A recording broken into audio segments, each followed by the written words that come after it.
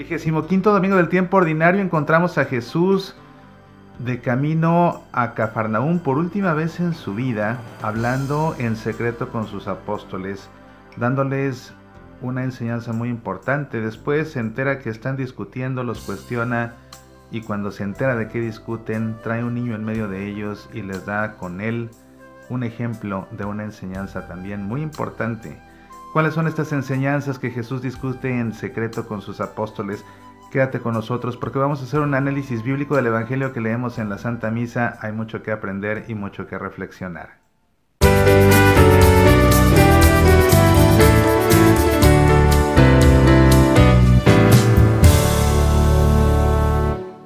Celebramos en la Santa Misa el 25º domingo del tiempo ordinario en el ciclo litúrgico B. En este ciclo litúrgico leemos principalmente el Evangelio según San Marcos y en esta ocasión encontramos a Jesús de camino y llegando incluso a Cafarnaúm por última vez en su vida.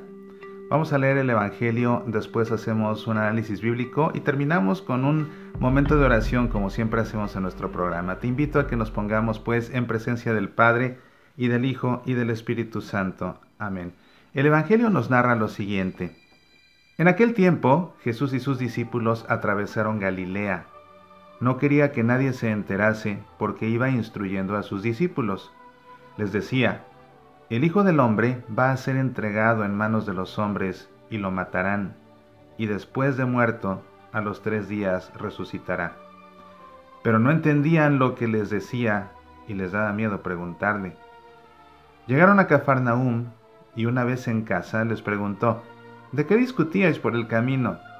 Ellos callaban, pues por el camino habían discutido quién era el más importante. Jesús se sentó, llamó a los 12 y les dijo, quien quiera ser el primero, que sea el último de todos y el servidor de todos. Y tomando un niño lo puso en medio de ellos, lo abrazó y les dijo, el que acoge a un niño como este en mi nombre, me acoge a mí. Y el que me acoge a mí, no me acoge a mí, sino al que me ha enviado. Este es el texto del Evangelio. En este domingo 25º leemos 2 perícopas en la Santa Misa. Primeramente leemos la perícopa del segundo anuncio de la pasión y la resurrección y la siguiente perícopa es la de quién es el mayor. Estas 2 perícopas las encontramos en los 3 evangelios sinópticos, Marcos, Mateo y Lucas, de manera que bien podemos pensar que Marcos las escribió primero y de ahí las tomaron Mateo y Lucas para incorporarlas en sus textos propios. El contexto amplio de estas perícopas corresponde por supuesto a la segunda gran sección del Evangelio según San Marcos, que nos habla acerca del destino de Jesús, el Hijo del Hombre. Y esta gran sección está dividida también en diferentes partes. La segunda parte habla acerca de las enseñanzas de Jesús a los 12 y es ahí donde están contenidas estas 2 perícopas. De hecho es el principio de esa segunda parte de la segunda gran sección del Evangelio según San Marcos, de manera que el contexto inmediato es en realidad la perícopa que sigue. Y la perícopa que sigue a estos es la perícopa acerca del nombre de Jesús, del uso correcto del nombre de Jesús, una perícopa que nos habla acerca de unos que andaban realizando exorcismos en nombre de Jesús. Pues bien, los actores por supuesto que intervienen en estas 2 perícopas, en la primera son Jesús y los discípulos, dice, en la segunda es por supuesto nuevamente Jesús, los 12 ya de manera específica, los 12 los apóstoles y aquel niño que estaba en la casa que Jesús trajo consigo para dar a los apóstoles una enseñanza. El texto comienza diciendo, en aquel tiempo Jesús y sus discípulos atravesaron Galilea. Galilea era realmente pues el territorio en el que Jesús más se movía y era pues un territorio de numerosos habitantes del pueblo de Dios a los que él evangelizaba, aunque ya lo hemos visto antes, saliendo de ese territorio para ir a evangelizar también a los gentiles y con eso comenzar plantar la semilla de la evangelización que más adelante sus apóstoles se encargarían de continuar haciendo esa tarea una vez que Jesús hubiera subido al cielo. Pero en este caso se encuentra Jesús en Galilea y va atravesando Galilea de camino hacia Cafarnaúm y lo va haciendo de una manera secreta, no quiere que nadie se entere, porque si alguien se entera de seguro va a venir, se les va a acercar para ver qué tiene que enseñar Jesús, o tal vez porque quiere que haga algún milagro, alguna sanación. Entonces él va realizando este recorrido de manera muy privada, en lo secreto, porque va hablando con los apóstoles de temas muy importantes. Y es lo que dice aquí, no quería que nadie se enterase porque iba instruyendo a los discípulos. ¿De qué los iba instruyendo aquí en el camino? Bueno, vemos aquí esta segunda ocasión en que Jesús anuncia su muerte. Les decía, el Hijo del Hombre va a ser entregado en manos de los hombres y lo matarán, y después de muerto a los 3 días resucitará. La verdad es que, pues la misa anterior leímos también un anuncio acerca de la muerte de Jesús. Te recomiendo mucho que veas el programa anterior de Pasión por el Evangelio. Tenía por título El Cristo y nuestra propia cruz. Ahí vas a aprender mucho acerca de este anuncio que hace Jesús. Aquí pues lo repite, ¿verdad? El Hijo del Hombre va a ser entregado en manos de los hombres y lo matarán, y después de muerto a los 3 días resucitará. Nuevamente vemos a Jesús refiriéndose a sí mismo como el Hijo del Hombre, tomando este título para adjudicárselo a sí mismo, un título que toma del Apocalipsis del profeta Daniel. Algunos preguntan por qué es que digo tanto que Daniel escribió un Apocalipsis, que no el Apocalipsis es el último libro de la Biblia. Mira, el Apocalipsis en realidad es un género literario, la apocalíptica es un género literario que se desprende del género profético, y este género literario abarca desde 2 siglos antes de Jesús hasta 2 siglos después. Son 4 siglos de este género literario, y precisamente el primer Apocalipsis que encontramos en la Biblia es el Apocalipsis que escribió el profeta Daniel. Una diferencia entre el género profético y el género apocalíptico es que en el género profético se habla de la palabra que se escucha, en el género apocalíptico se habla de visiones que se han tenido, de revelaciones que se han tenido. Apocalipsis significa revelación, y el último libro que aparece en la Biblia es precisamente el libro del Apocalipsis, tiene ese título, o libro de la revelación. Ese libro pues también pertenece claramente al género apocalíptico, y de hecho, para poder entender toda la simbología que aparece en el libro del Apocalipsis, pues es preciso primero comprender toda la simbología que emplea Daniel en el suyo. Y en este Apocalipsis, pues Jesús, Daniel se refiere a un Hijo del Hombre que vendrá del cielo, y que a fin de cuentas pues es este Mesías que es Jesús, y por eso él se atribuye ese título del Hijo del Hombre. Y recuerda que esta segunda gran sección de el Evangelio según San Marcos se ocupa precisamente de desarrollar el tema del destino de Jesús, el Hijo del Hombre. Entonces vemos aquí a Jesús que pues se aplica a sí mismo este título del Hijo del Hombre y les cuenta de su muerte. Fíjate cómo pues son palabras difíciles, son palabras duras. Los apóstoles no logran entender cómo alguien como Jesús, tan bueno como Jesús, tan sabio como Jesús, tan poderoso como Jesús, con tantos seguidores que tiene, cómo es posible que de pronto le van a quitar la vida. Y este segundo anuncio pues les enfatiza lo que ya les dijo, por si alguien todavía no lo creía, pues que le quede claro que así va a ser. Y no solamente Jesús habla de que lo van a matar, dice, después de muerto a los 3 días resucitará. Y vemos entonces la reacción de los apóstoles, dice aquí, pero no entendían lo que decía y les daba miedo preguntarle. Son 2 reacciones. La primera es que no entienden lo que dice. Es que ¿cómo? O sea, no pueden entender otra vez cómo alguien como Jesús vaya a tener que morir. No lo logran entender, pero tampoco entienden cómo es que va a resucitar. Tal vez para nosotros sea más fácil comprender el tema de la resurrección, porque para nosotros esto nos fue predicado a posteriori, después de que sucedió, después de que Jesús murió en una cruz y resucitó. Pero para ellos, que no habían sido testigos todavía, bueno, había Jesús revivido a algunas personas, pero aún así es un tema fuerte. Entonces, que primero diga que lo van a matar de por sí ya es algo que les provoca un shock. Y que diga que además va a resucitar, pues les provoca un segundo shock, porque no son cosas fáciles de asimilar. Incluso hay personas que de pronto se cuestionan, bueno, ¿en verdad habrá resucitado? O cuando alguna persona amada fallece, hay momentos en que la duda asalta a las personas, incluso a las que tienen mucha fe, y se preguntan, bueno, ¿y si acaso no hay resurrección y ese fue el final de la historia para esta persona que amo? Entonces no siempre es fácil asimilar la resurrección, y por eso es que la segunda reacción que tienen ellos, fíjate, la primera es que no entienden, la segunda les daba miedo preguntarle, mejor guardaban silencio, mejor no le decían nada, mejor no le preguntaban, mejor que ya no dijera más, porque mientras más les explicaba más se asustaban. Entonces, ¿cuál es la reacción ante una reacción típica humana ante lo que cuesta trabajo aceptar? Yo creo que el problema de los apóstoles era no solo que no entendían, sino que se rehusaban a aceptar lo que les estaba diciendo. ¿Y cuál es la mejor salida ante la falta de aceptación? Mejor evadir. Entonces por eso es que mejor guardaban silencio, mejor no preguntaban, porque ellos de alguna forma inconsciente estaban tratando de evadir el tema, de evadir esa realidad de que Jesús fuera a morir y también de que fuera a resucitar.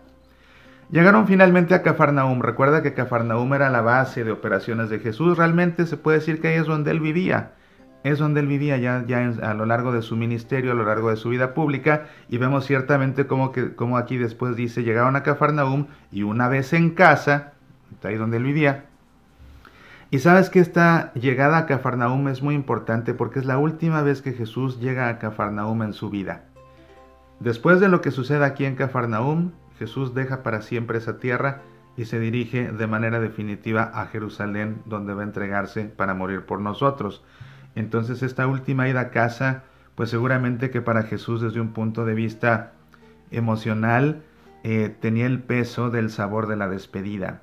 Esa nostalgia que se comienza a acumular en los últimos días, esos recuerdos que le traía volver a casa, de todas las vivencias que había tenido ahí y que, bueno, era la última vez. Entonces con ese sabor de despedida, con esa nostalgia, Jesús da todas estas enseñanzas y realiza lo que se ve aquí en estas perícopas, para después, te digo, dejar Cafarnaúm por última vez y entonces ya perfilarse a Jerusalén, donde va a morir por nosotros. Pero cuando llega a casa, Jesús les pregunta, ¿de qué discutíais por el camino? Porque él se dio cuenta de que ellos venían discutiendo y no precisamente de las enseñanzas que les había venido diciendo. Y seguramente que no les pregunta para saber, más bien los está interpelando.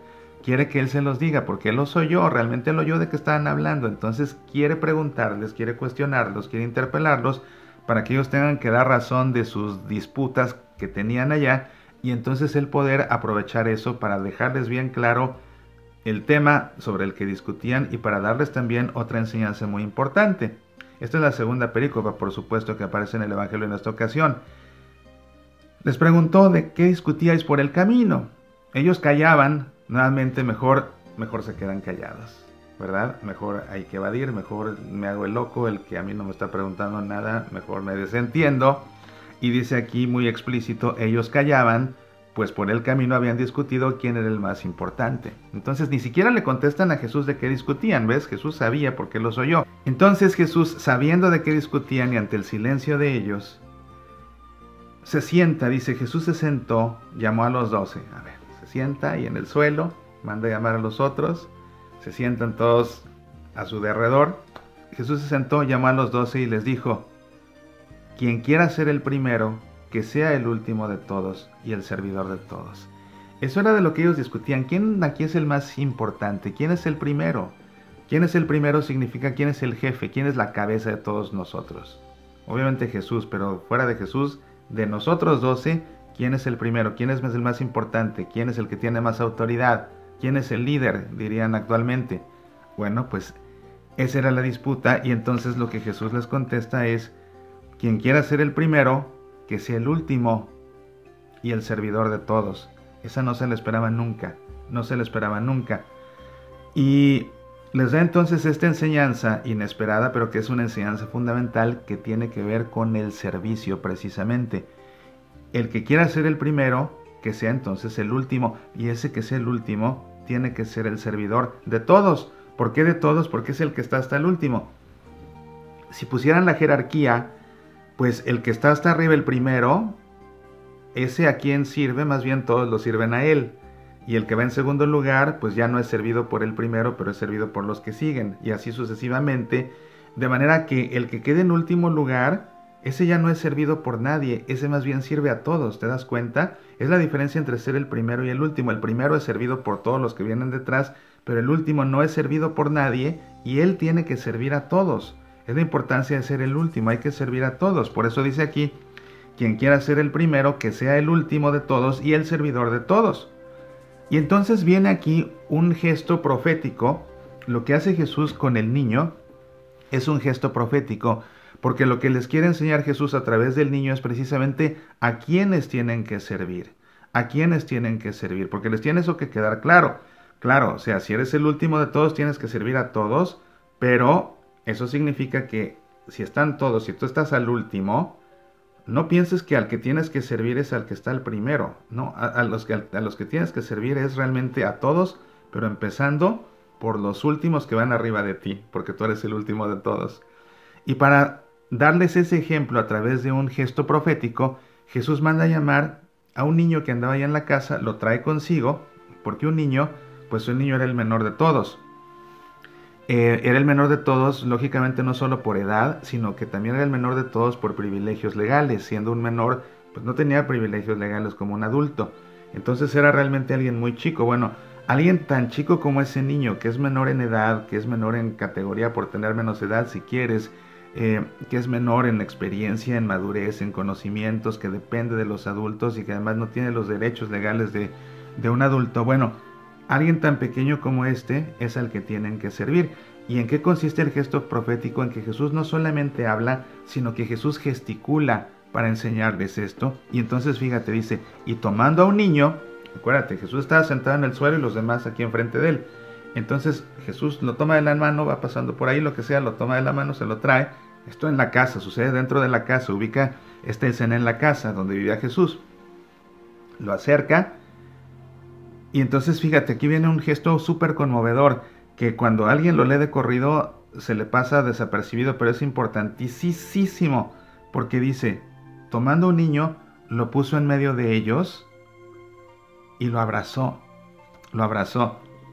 ¿Eso qué significa? Que toma al niño, lo coloca ahí en medio del círculo que formaron todos sentados en torno a Jesús, lo coloca en medio y entonces lo abraza. Y entonces para abrazarlo, pues lo que tiene que hacer Jesús, yo imagino, es pues ponerse de rodillas y abrazarlo, por detrás o por delante, como sea. Pero Jesús abraza al niño. Y eso es importantísimo, el hecho de que lo abrace. ¿Por qué? Porque al abrazar al niño, está Jesús haciendo un gesto de amor hacia un pequeño, hacia el más pequeño. Fíjate cómo Él les está diciendo, el más pequeño de todos, el que quiera ser el más grande, tiene que ser el más pequeño. Bueno, pues ese más pequeño tiene que ser todavía más pequeño que este pequeñito que está aquí, todavía más pequeño que él. ¿Y cómo tiene que servir a todos, empezando por los más pequeños? Tiene que servirlos precisamente con amor. Y para eso lo abraza, para dejarles claro que ese servicio es con amor, con ternura, con ternura. Papa Francisco, que nos habla tanto de la teología de la ternura, ¿verdad? En el fin de semana anterior en Italia hubo un congreso precisamente acerca de la teología de la ternura del Papa Francisco. Pues con esa ternura es que Jesús abraza a ese niño para enseñarles cómo hay que servir con amor, no por obligación, no por cumplir con un precepto, sino por amor y con amor. Hay que servir con amor y por amor. Y entonces, y les dijo, el que acoge, abrazando, el que acoge a un niño como este en mi nombre, me acoge a mí. Y el que me acoge a mí, no me acoge a mí, sino al que me ha enviado. Entonces, el que sirva a uno de los más pequeños, está sirviendo realmente a través del servicio a ese pequeño, a Jesús, y por servir a Jesús, al que está sirviendo es al Padre. De modo que lo que Jesús les está diciendo es, el servicio a los más pequeños con amor, tiene una resonancia en el mismo trono celestial. Esa es la enseñanza que Jesús le da a los apóstoles. Y lógicamente que es una enseñanza que se nos queda también a nosotros. El tema para nosotros a reflexionar hoy es precisamente el servicio. Ser nosotros los últimos, donde los últimos es los últimos de los últimos, los más pequeños de los pequeños, para servir a todos sí, hasta los de arriba incluso, pero comenzando por quién, empezando por los más pequeños. Y como nosotros somos todavía más pequeños, porque servimos, entonces tenemos que servir desde abajo hacia arriba. ¿Y cómo lo tenemos que hacer? Con amor y por amor. Pues bien, ¿qué te parece si todo esto que hemos aprendido en esta ocasión y que hemos reflexionado lo ponemos ahora en nuestro corazón y nosotros nos dirigimos a Jesús en un momento de oración. Te pido que, como siempre hacemos, cierres un instante tus ojos, pongas tu mano sobre tu corazón y en tu interior hagas eco a estas palabras. ¿Qué quieres de mí, Señor? ¿Dónde quieres que te sirva? ¿Dónde puedo cantar tus alabanzas? Quiero ser el canto de tu voz. Jesús, tú eres mi Señor. Jesús, tú eres mi camino. Te escucho llamar mi nombre, Señor, y algo se mueve dentro de mí. Tu espíritu sacude lo más profundo de mi interior. Pon tu canto en mi voz. Jesús, tú eres mi Señor. Jesús, tú eres mi camino. Por encima, por debajo y a mi derredor, por delante, por detrás y a través de mí, tu espíritu arde dentro de mí. Enciende mi vida con tu amor. Jesús, tú eres mi Señor. Jesús, tú eres mi camino. Yo soy tu canto y tu siervo, y canto tus alabanzas como María. Rendido ante tu espíritu yo exclamo, que se haga en mí tu voluntad, Señor. Jesús, tú eres mi Señor. Jesús, tú eres mi camino. Amén. En el nombre del Padre, y del Hijo, y del Espíritu Santo. Amén. He pasado un rato maravilloso en tu compañía, reflexionando y aprendiendo acerca del Evangelio que leemos en la Santa Misa. Recuerda que el 20 y el 21 de octubre estaré de gira en Minnesota, impartiendo mi seminario cada vez que comemos este pan. Se trata de un seminario bíblico, litúrgico, eucarístico, un ciclo de conferencias fabuloso que no te debes perder. Reflexionaremos acerca de la Cena del Señor en la Escritura, haciendo un análisis bíblico de la Cena del Señor y después aprendiendo de principio a fin con detalle cómo se celebra la Santa Misa y el significado de todo lo que hacemos, de todo lo que decimos, nuestras posturas, nuestros gestos, nuestros silencios, nuestras palabras, todo para que puedas realmente hacer de la Santa Misa una verdadera experiencia de Dios de principio a fin. Puedes inscribirte y tener más informes en el sitio semillasparalavida.org/seminario. Si vives en el área de Minneapolis o de Saint Paul, también puedes pedir informes a la coordinadora de mi gira por Minnesota, Verónica Arenas, llamándola al teléfono que aparece aquí en la pantalla. Me va a dar mucho gusto verte por allá. Por favor, inscríbete pronto porque hay muchas personas interesadas que ya se están inscribiendo a este evento. El sábado 20 en la Universidad de Santo Tomás será en español, con repetición el domingo 21 en la parroquia de San Jorge en inglés. Todos los detalles en este sitio, semillasparalavida.org/seminario. Recuerda que tenemos una cita el próximo fin de semana para seguir aprendiendo acerca del Evangelio aquí en Pasión por el Evangelio, y entre semana seguimos conversando en el programa de radio Semillas para la Vida, que puedes escuchar en tu estación de radio católica o también en nuestro sitio semillasparalavida.org. Que esta semana Dios te llene de bendiciones y no olvides esta semana ser tú mismo una bendición para los demás, sirviendo a todos con amor y por amor. Apasionate por nuestra fe.